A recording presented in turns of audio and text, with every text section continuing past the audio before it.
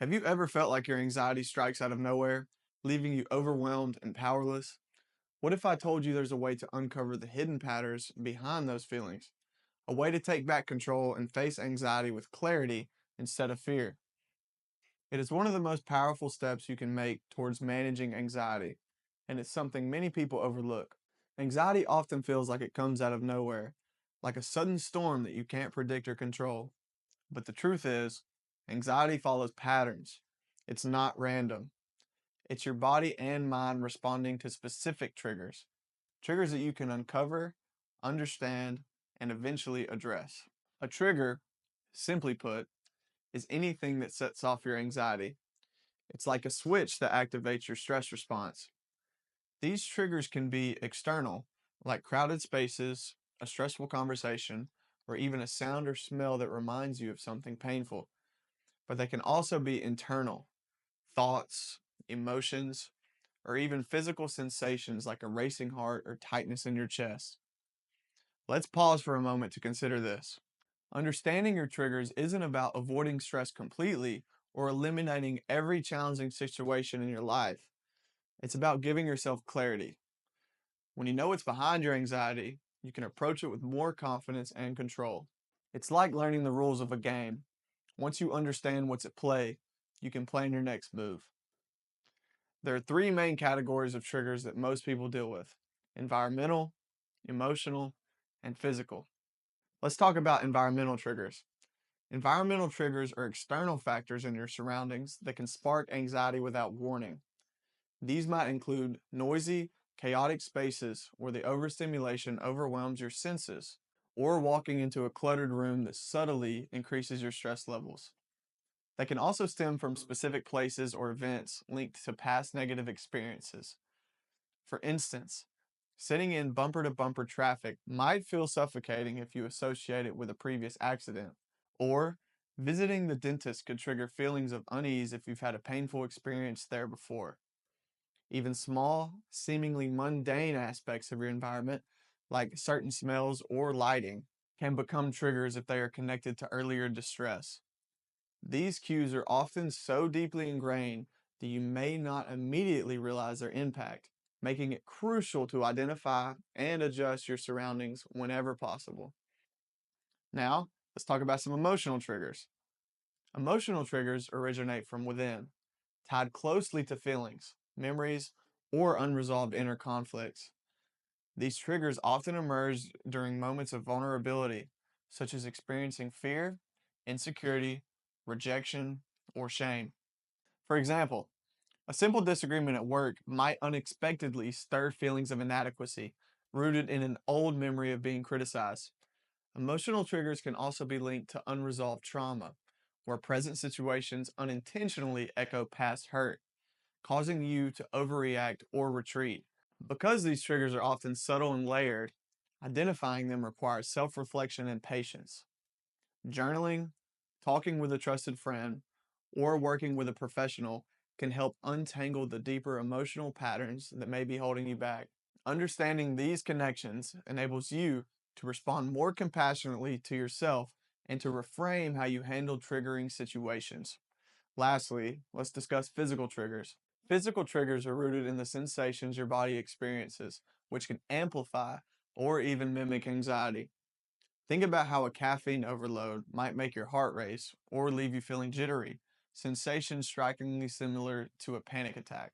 Similarly, fatigue or sleep deprivation can heighten your stress response, leaving you more irritable and less equipped to manage daily pressures. Other common physical triggers include hunger, dehydration, or even hormonal changes, all of which can impact how your mind processes stress. For example, low blood sugar from skipping meals can make you feel lightheaded or irritable. Recognizing these physical signals is vital for managing your mental health. By staying attuned to your body, whether through mindful check ins or maintaining a balanced routine of hydration, sleep, and nutrition, you can reduce the risk of physical sensations spiraling into heightened anxiety. Here's where the perspective shift comes in. Your triggers aren't the enemy, they're cues. They're your body's way of communicating with you. By identifying them, you're not just reacting to anxiety, you're starting to understand it. and that's where the power lies. So, how do you start identifying your triggers? It all comes down to observation. Anxiety often happens in a blur, so the first step is slowing down and paying attention. Here's a practical tool that works wonders: an anxiety journal. Here's a practical tool that works wonders: an anxiety journal. Every time you notice anxiety bubbling up, jot down a few quick notes. What were you doing or experiencing right before you felt anxious? What thoughts were running through your mind at that moment? What physical sensations did you notice? Maybe tight shoulders, a pounding heart, or a dry mouth. Don't overthink this process. Even writing down a sentence or two is enough. After a few days or weeks, you'll start to see patterns.